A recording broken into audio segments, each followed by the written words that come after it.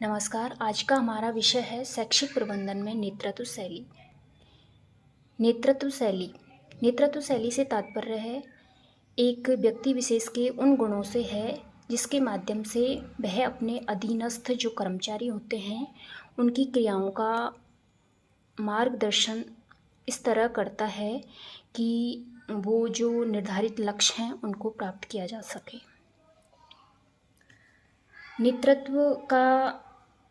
इस प्रकार नेतृत्व एक व्यक्ति द्वारा अन्य व्यक्तियों की क्रियाओं का इस प्रकार निर्देशन करता है कि निर्धारित जो लक्ष्य हैं उनकी पूर्ति बहुत ही सरलता से हो सकती है। किसी भी प्रबंधन या संगठन का नेतृत्व जितना अच्छा होगा उसके परिणाम हमें उतने ही बेहतर प्राप्त होंगे।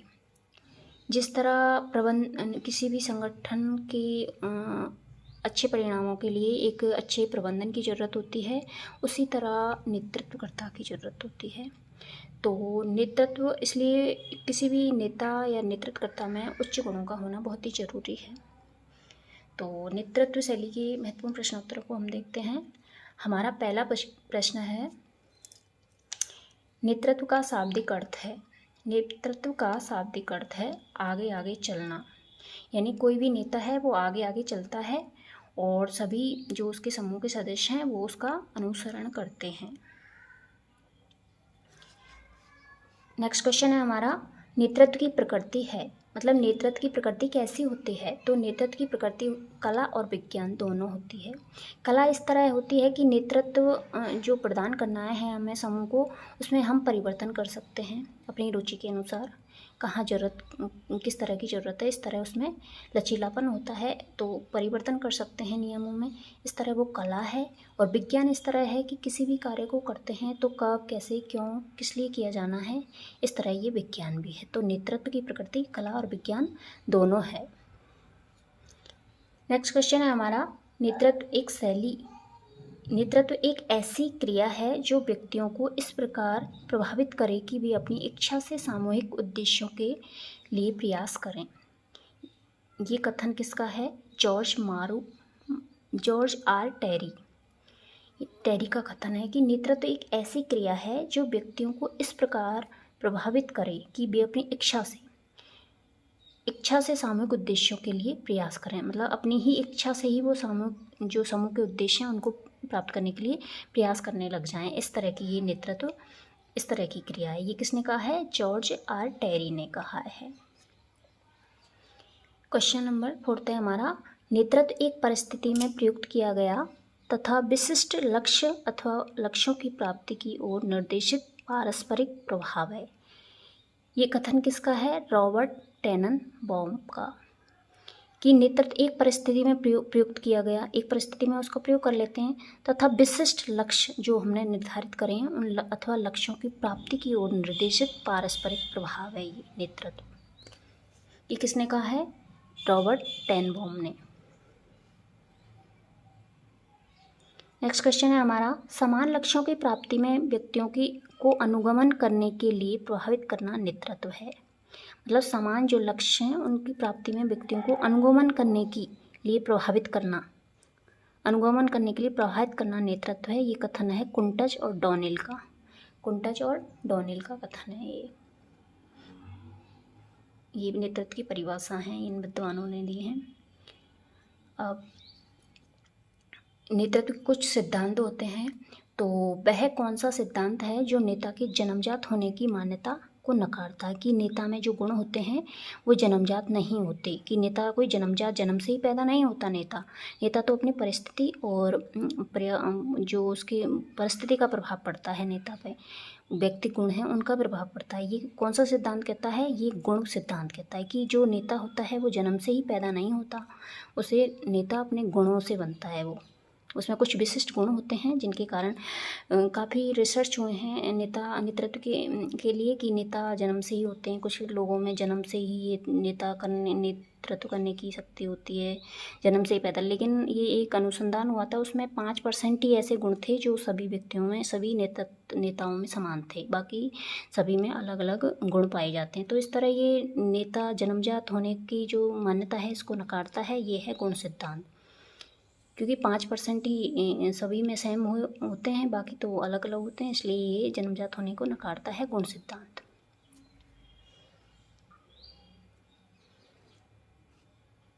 नेतृत्व के अध्ययन की पथलक्ष्य विचारधारा के प्रतिपादक हैं। जो पथलक्ष्य विचारधारा है इसके प्रतिपादक कौन है? नेतृत्व के अध्ययन की जो पथलक्ष्य विचारधारा है कि ये नेतृत्व होता है, जो पथ होता है उद्देश्य उसको प्राप्त करने की विचारधारा है, तो इसके प्रतिपादक हैं हाउस। ये जो विद्वान हैं ये पथलक्ष्य विचारधारा के प्रतिपादक हैं।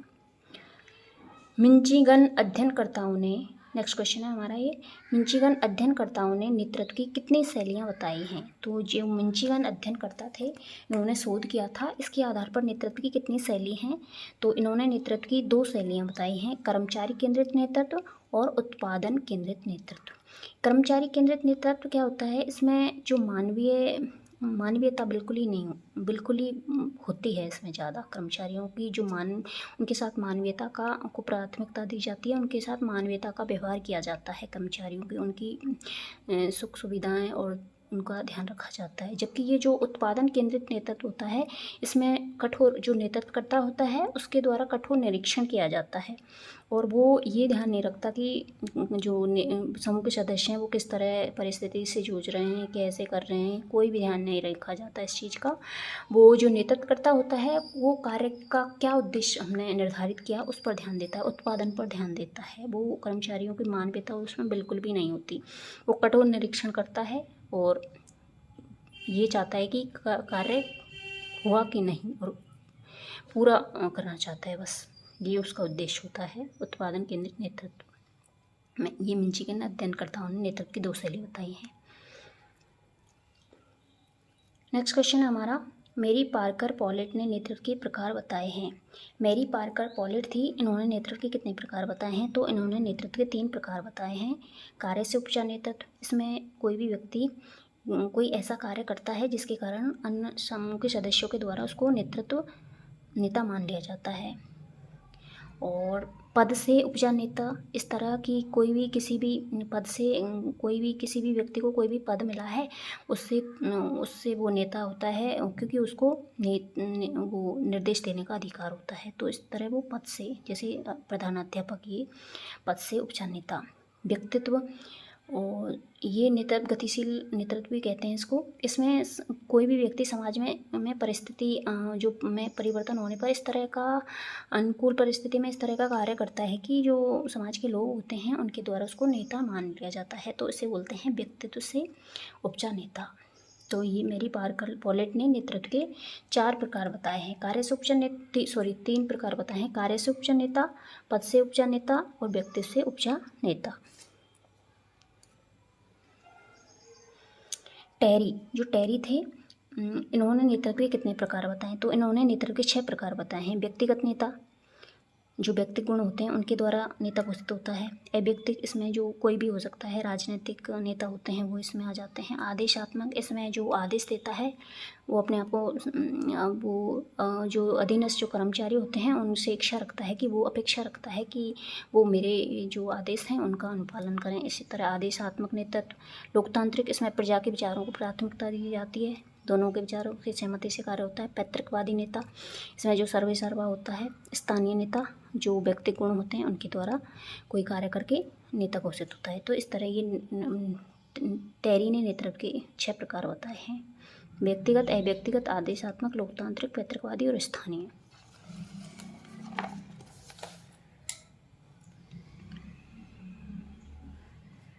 गोलमैन, जो कि भावात्मक बुद्धि के प्रतिपादक थे, गोलमैन ने नेतृत्व की कितनी शैलियाँ बताई हैं? तो इन्होंने नेतृत्व की 6 शैलियाँ बताई हैं। निर्देशात्मक नेतृत्व शैली, इसमें क्या होता है, जो नेता होता है वो चाहता है कि जो उसके समूह के सदस्य हैं उसके आदेश की अनुपालन करें, उसकी मांग करता है। वो ये नहीं देखता कि किस तरह वो कार्य होगा, क्या उसमें ज़रूरतें होंगी, कोई ध्यान नहीं देता इस चीज़ पर। वो चाहता है कि जो उसके समूह के सदस्य हैं वो उसके आदेश की अनुपालना करें।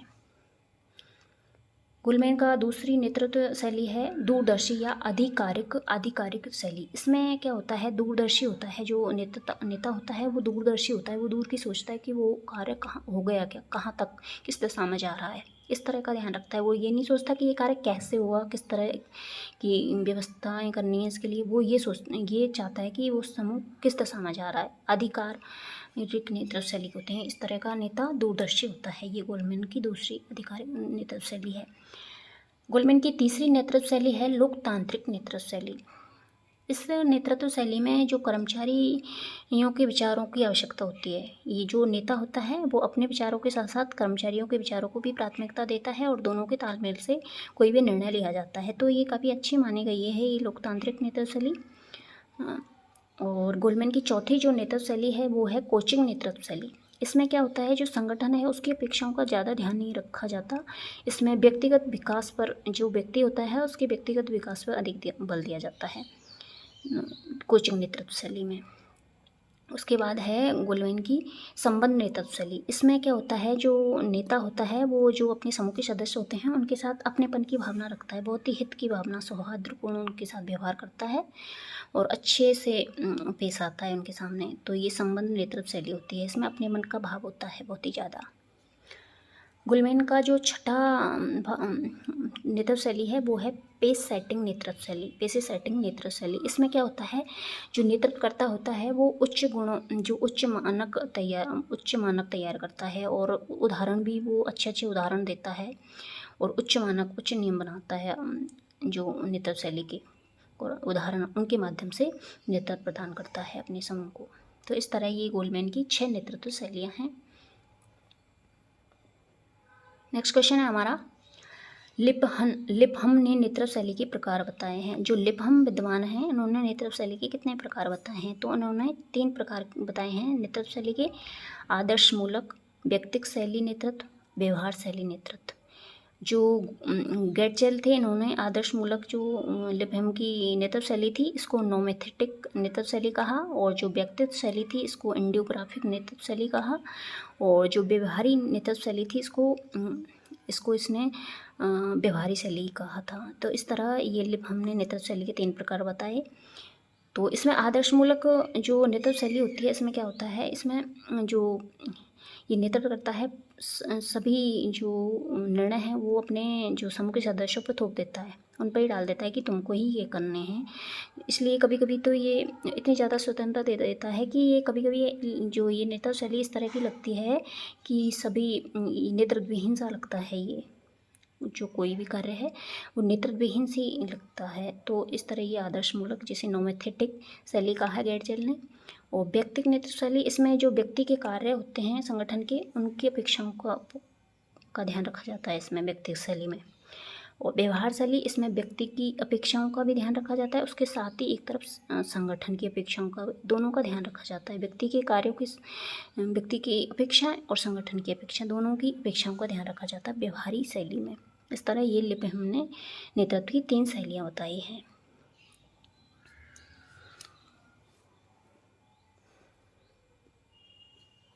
नेक्स्ट क्वेश्चन है हमारा, प्राधिकार के प्रयोग पर आधारित नेतृत्व की शैलियाँ कितनी हैं। तो प्राधिकार के प्रयोग, जो अधिकार होता है प्राधिकार के प्रयोग के आधार पर नेतृत्व की 3 शैलियाँ हैं।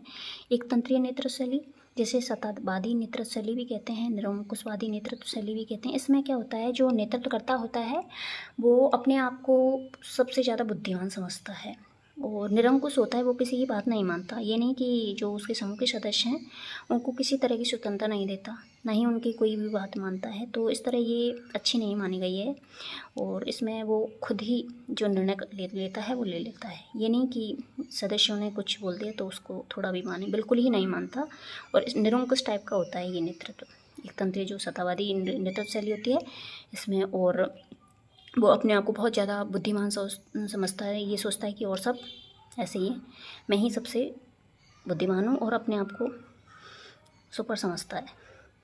और इस तरह के ये निरंकुशवादी, तो इसमें ये इसके दोष भी काफ़ी हैं, क्योंकि इस तरह का जो इसके समूह के अधिकारी होते हैं, वो सदस्य होते हैं, वो आपस में उनमें विद्रोह की भावना भी जग जाती है, क्योंकि उनकी तो कोई बात ना ही उनके साथ कोई मानवीयता का व्यवहार करता है। तो इस तरह की नेतृत्व शैली अच्छी नहीं मानी गई है एकदम। और दूसरी जो नेतृत्व प्राधिकार के प्रयोग के आधार पर दूसरी नेतृत्व शैली होती है वो होती है जनतंत्रीय सहभागी नेतृत्व शैली। इसमें क्या होता है, जो नेतृत्व करता होता है अपना भी परामर्श रखता है, और जो उसके समूह के सदस्य होते हैं उनके साथ उनसे भी परामर्श लेता है। तो दोनों के सहयोग से ये प्रणाली नेतृत्व किया जाता है, इसलिए निर्णय लिया जाता है। इसलिए ये नेतृत्व शैली को सहभागी नेतृत्व शैली कहते हैं, क्योंकि इसमें जो समूह के सदस्य होते हैं उनसे भी परामर्श लिया जाता है, उनकी बात का भी ध्यान रखा जाता है। खुद जो निर्णय तो ये खुद ही देता है नेता, लेकिन उनसे परामर्श को प्राथमिकता दी जाती है जो समूह के सदस्य होते हैं उनको। इसलिए ये जनतंत्रीय या सहभागी नेतृत्व शैली कहते हैं, और ये अच्छी काफ़ी श्रेष्ठ शैली मानी गई है। प्राधिकार के आधार पर इसको सर्वश्रेष्ठ शैली माना जाता है। तीसरी जो प्राधिकार के प्रयोग के आधार पर नेतृत्व शैली होती है वो होती है अहस्तक्षेपी नेतृत्व शैली। अहस्तक्षेपी जैसे कि नाम से ही पता चल रहा है, इसमें जो नेतृत्वकर्ता होता है वो बिल्कुल भी हस्तक्षेप नहीं करता। वो सारा जो भार है वो अपने समूह के सदस्यों पर ही डाल देता है। वो कहता है कि तुम करो जैसा भी तुमको बढ़िया लग रहा है, मतलब स्वतंत्र छोड़ देता है उनको। फिर वो अपने इच्छा से जो भी निर्णय लेते हैं वही सर्वश्रेष्ठ होते हैं। और वो जो अहस्तक्षेपी में ये जो कमज़ोर या अकुशल जो कर्मचारी होते हैं सदस्य, उनके लिए ये बहुत ही बेकार शैली मानी जाती है, क्योंकि वो उनको पता ही नहीं रहता कि कौन सा काम कैसे करना है। तो अहस्तक्षेपी नेतृत्व शैली, इसको कभी कभी ऐसा लगता है कि जैसे इसका नेतृत्व विहीन शैली है, ये इसका नेता ही नहीं है, क्योंकि वो कुछ भी हस्तक्षेप नहीं करता, वो उनको स्वतंत्र छोड़ देता है कि अपनी इच्छा से करो कैसे करना है। ये कुशल जो नेतृत्व वो कर्मचारी होते हैं उनके लिए तो काफ़ी अच्छी मानी गई है, लेकिन जो अकुशल हैं, कमज़ोर हैं, उनके लिए ये श्रेष्ठ नहीं मानी गई है, क्योंकि वो उनको पता ही नहीं रहता कि कैसे क्या करना है। तो अहस्तक्षेपी नेतृत्व शैली इस तरह इसके दोष भी काफ़ी हैं।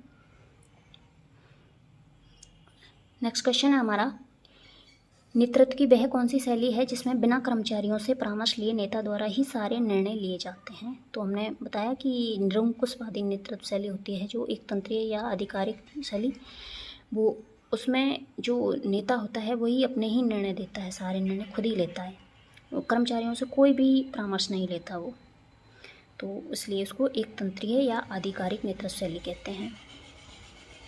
नेक्स्ट क्वेश्चन है हमारा, कौन सी नेतृत्व शैली को द्विमार्गी संप्रेषण वाली शैली के नाम से जाना जाता है। द्विमार्गी यानी दो मार्ग वाली, यानी जो नेता होता है वो भी परामर्श देता है, और जो उसके समूह के सदस्य होते हैं वो भी परामर्श देते हैं। दोनों के आपसी संप्रेषण से जो निर्णय लिया जाता है उसको बोलते हैं प्रजातांत्रिक नेतृत्व शैली।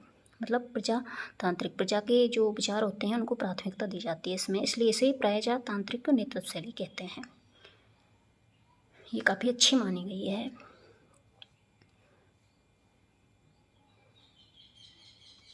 नेक्स्ट क्वेश्चन है, वह कौन सी नेतृत्व शैली है जिसमें सभी अधिकार और निर्णय लेने की शक्ति पूरी तरह से समूह के सदस्यों को ही दी जाती है। तो वो है अहस्तक्षेपी, क्योंकि उसमें बिल्कुल ही हस्तक्षेप नहीं करता नेतृत्वकर्ता, तो अहस्तक्षेपी नेतृत्व शैली होती है, उसमें सभी अधिकार और निर्णय लेने की शक्ति पूरी तरह से समूह के सदस्यों पर ही होती है। इसे नेतृत्व विहीन नेतृत्व शैली भी कहते हैं। नेक्स्ट क्वेश्चन है हमारा, नेतृत्व का एकीकृत मॉडल किसने दिया। तो नेतृत्व का एकीकृत मॉडल दिया था टेरी और फ्रैंकलिन ने। इसके अनुसार जो एकीकृत मॉडल होते हैं उसमें 4 तत्व होते हैं, नेता, अनुयायी, संगठन और जो सामाजिक मूल्य, जिसमें सांस्कृतिक, राजनीतिक, सांस्कृतिक ये मूल्य आ जाते हैं, आर्थिक, सभी सामाजिक मूल्य। तो इस तरह ही एकीकृत मॉडल टेरी और फ्रैंकलिन ने दिया था। नेक्स्ट क्वेश्चन है हमारा, लिंकर्ट नेतृत्व मॉडल किसने दिया था। लिंकर्ट नेतृत्व मॉडल ये रेनिसिस लिंकर्ट ने दिया था। इसके अनुसार जो पर्यवेक्षक होता है उसके दो तरह का होता है, जिसे नेता बोलते हैं हम।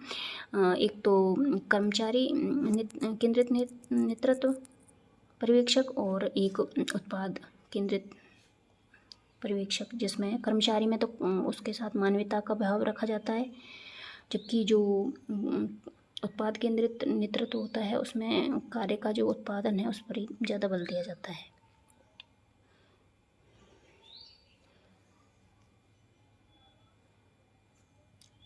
नेक्स्ट क्वेश्चन है हमारा, नेतृत्व के संदर्भ में हाल ही में भारत में 2 अनुसंधान हुए हैं। कौन कौन से 2 अनुसंधान हुए हैं? एक तो शर्मा एस ने किया है 1982 में। इसके अनुसार जो नेतृत्व होता है उसका प्रभाव विद्यालय और उसके कार्यकलापों पर पड़ता है। विद्यालय में जैसे सीधा प्रभाव पड़ता है इन पर, विद्यालय पर, और उसके कार्यकलाप क्या हो रहे हैं उन पर प्रभाव पड़ता है इसके अनुसार। और ये दूसरा अनुसंधान हुआ है, इसके अनुसार जयज्योति ने किया है, ये केवी जयज्योति केवी ने 1992 में किया है। इसके अनुसार जो नेतृत्व होता है उसका प्रभाव पर्यावरण के प्रभावी और अप्रभावी होने पर पड़ता है। इस तरह ये नेतृत्व के 2 अनुसंधान हुए हैं।